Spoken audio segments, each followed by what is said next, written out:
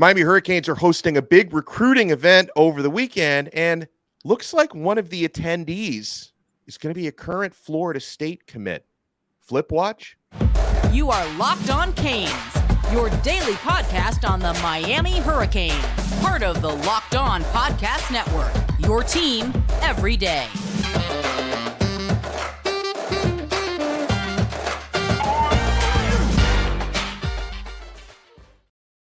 I am Alex Donno, your host, University of Miami alumnus, longtime South Florida sports radio vet, and contributor to allhurricanes.com. And thank you so much to the everydayers for making Locked On Canes your first listen each and every day. So, according to Florida State recruiting insider Zach Blostein at 24/7 Sports, he was told by four-star wide receiver and Florida State verbal commit Lawayne McCoy that McCoy plans on visiting Miami this weekend. Now, McCoy did add, if not Miami, possibly UCF, but it sounds like Lawayne McCoy is going to be at that big recruiting cookout this weekend that Miami is hosting at the end of the dead period. So let's bring in our recruiting expert, recruiting overlord, and also a colleague of mine at allhurricanes.com, Brian Smith. Brian, how are you? Doing well, sir. How about yourself? I'm doing very well. And guys, every time Brian Smith joins us, it's brought to you by LinkedIn Jobs. These days, every new potential hire can feel like a high-stakes wager for your small business. That's why LinkedIn Jobs helps find the right people for your team faster and for free. Post your job for free at linkedin.com/lockedoncollege. Terms and conditions apply. So, Brian, Lawayne McCoy, Miami Central, four-star wide receiver. This is someone that Miami seems to be pretty active in trying to flip him from his Florida State commitment. He's been verbally committed to Florida State since April 13th. And I do notice that the Florida State folks, including the insider who I referenced, kind of have a feeling that he's not going to stick in their recruiting class. So do you think Miami could end up being the spot for him when it's all said and done? Yes, and I expect it sometime this season, but he's a Miami kid, so I'm not picking a date. Yeah. I know better. But yeah, I think that's going to be the case. Miami really has turned up the heat on him.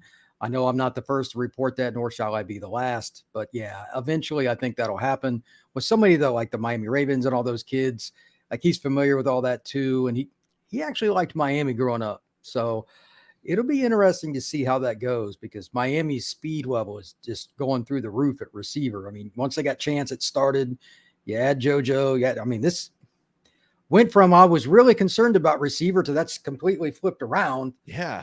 And but then again, I always say this, that's recruiting. There's no such thing as anything other than fluid. That's the way it is. So yeah, but I do expect McCoy to end up with Miami at some point.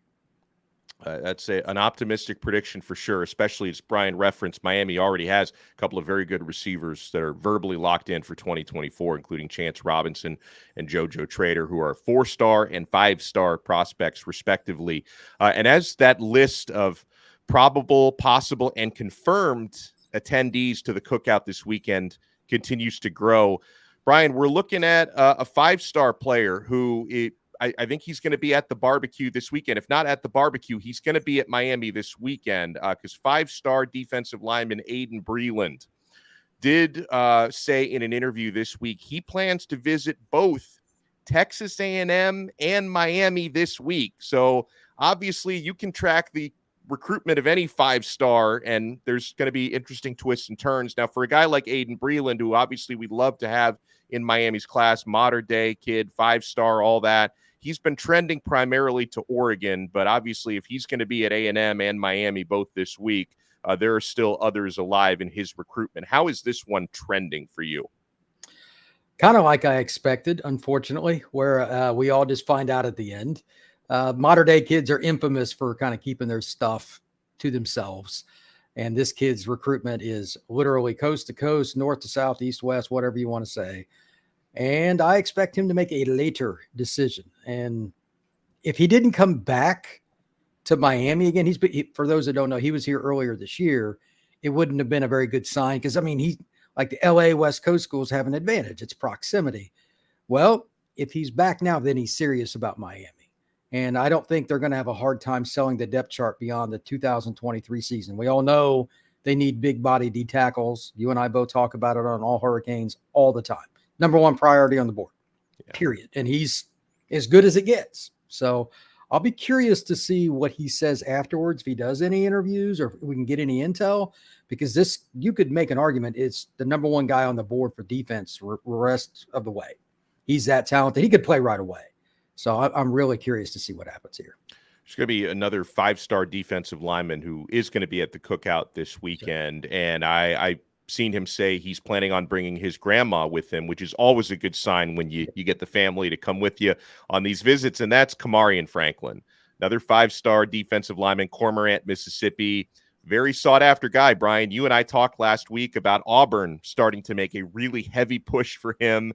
Tennessee and Miami have been making a heavy push for him for quite some time. I don't rule out Ole Miss, the in-state school, for him as well. But as we've talked about, you follow the visits, and this is going to be the 5th or 6th time that Kamarion Franklin is going to be on Miami's campus. I know this is one that Jason Taylor and company are pushing really hard for. This is very important. Your note about grandma is a rather important one, as goofy as it may be. You're not coming without the consent of family members, especially kids from Mississippi, very family oriented. That's interesting. Why would you bring her unless you're pretty sure that it's a finalist like the last couple of schools? I don't know when he's going to decide, but Miami has been there for a long time, and they put all their eggs in this basket. They put so much into this recruitment. They've done a good job. If they don't get him, it's going to be a disappointment. And again, playing time is available. He's strong side end or inside. He can play either one. It's going to be really, really hard for him to say no.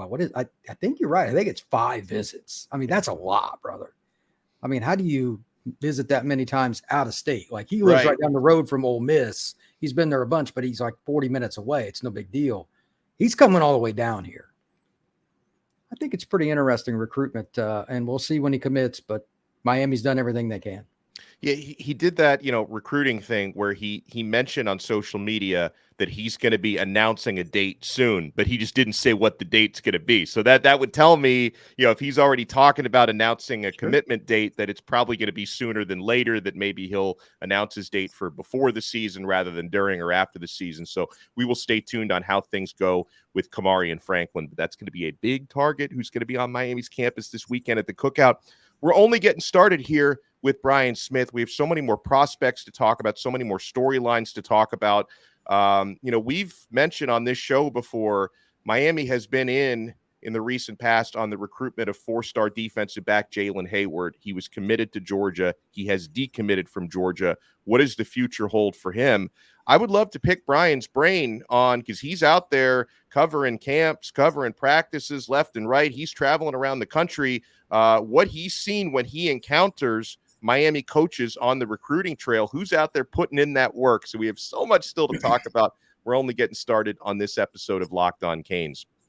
Guys, these days, every new potential hire can feel like a high-stakes wager for your small business. You want to be 100% certain that you have access to the best qualified candidates available. That's why you have to check out LinkedIn Jobs. LinkedIn Jobs helps you find the right people for your team faster and for free.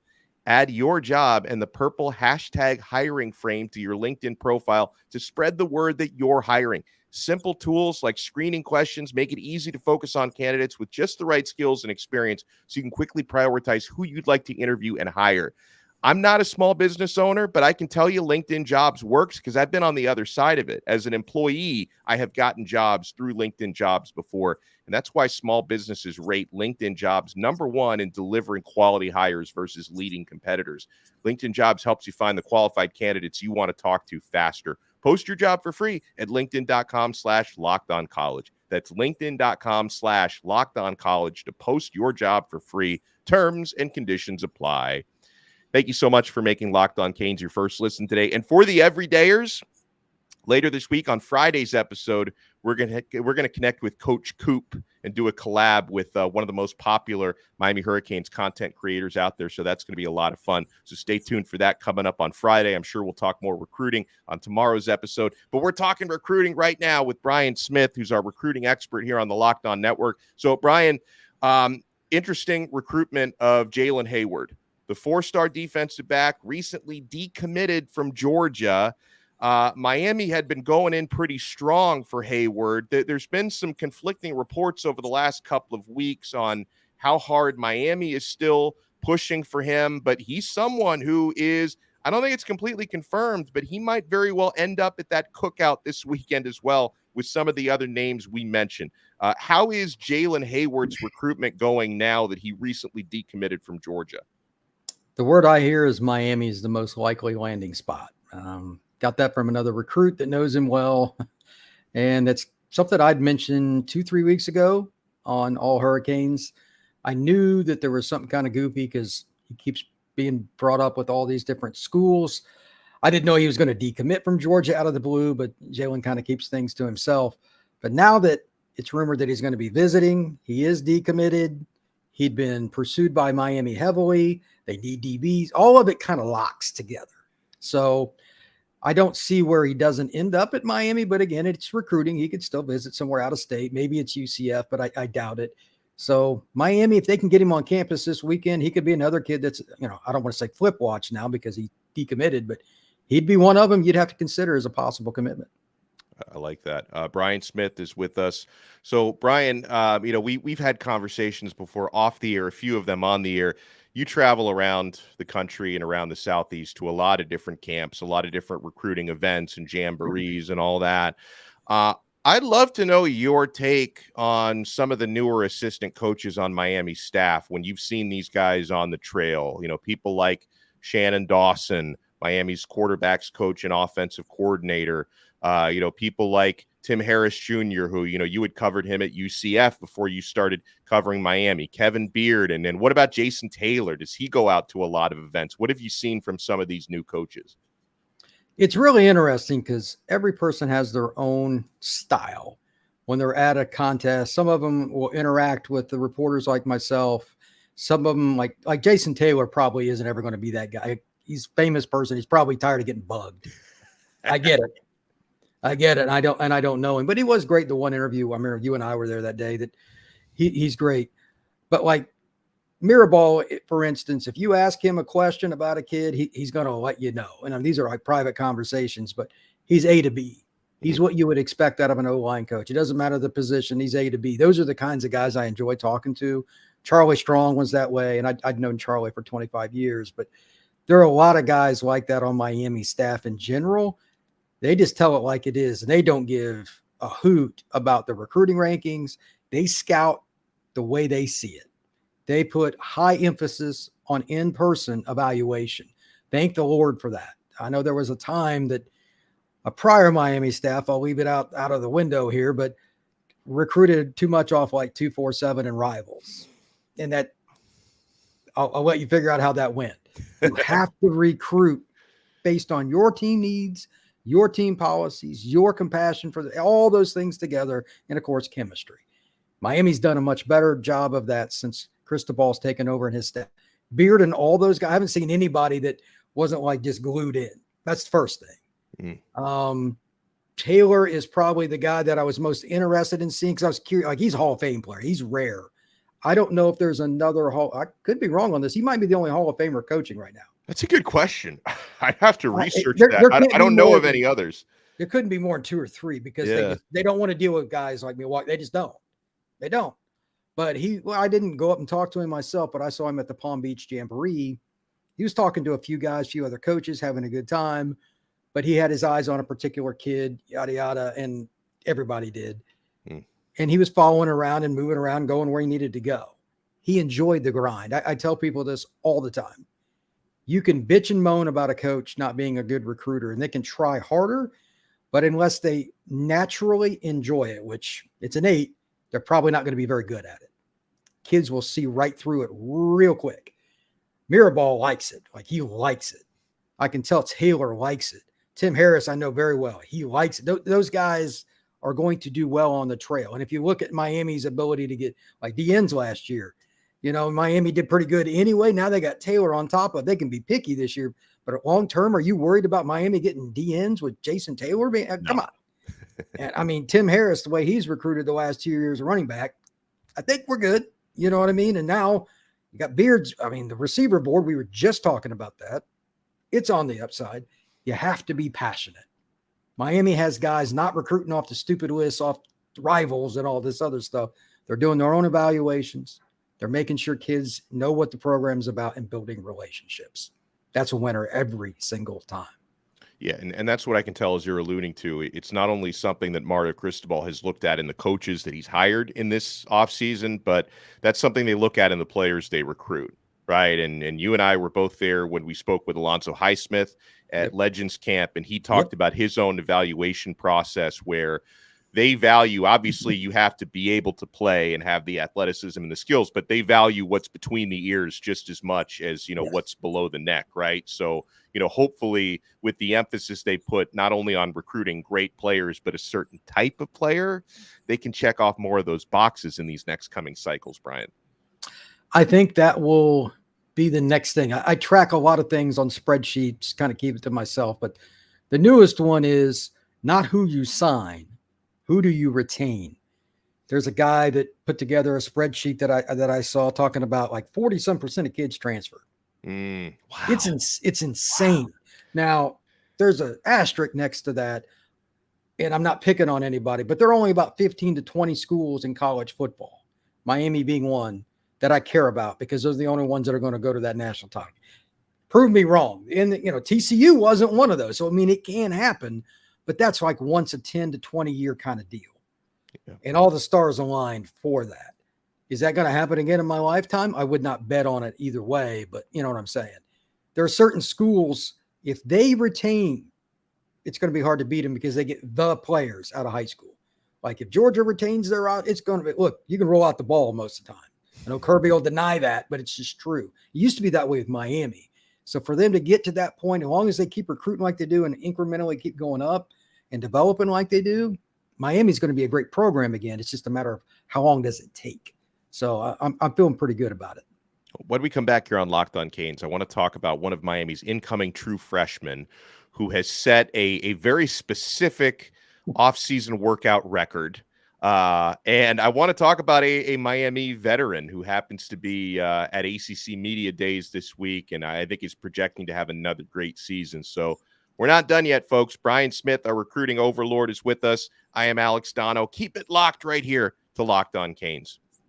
Thank you so much for making Locked On Canes your first listen today. And for the everydayers, if you want to take your everydayer experience to the next level, we have an awesome SMS texting community through the show on a service called Subtext. You want to click the link in the show description below, and you can join our Subtext community.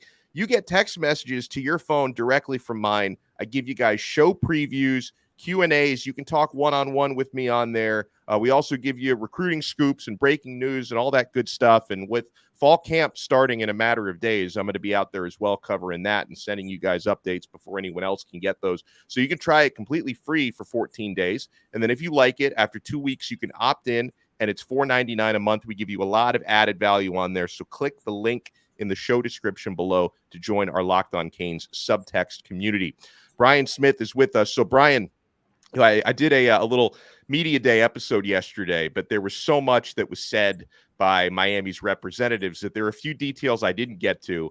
I love this detail. Mario Cristobal mentioned this when he was talking about the new offensive linemen. And one of those new O-linemen is true freshman offensive tackle Francis Mauigoa, who Mario Cristobal says not only is Francis up to 342 pounds now, but he has just set Miami's program record for the most muscle density on a body. And that's for a true freshman. Most muscle density on a body. I don't know how long they've been tracking that, but he set a school record.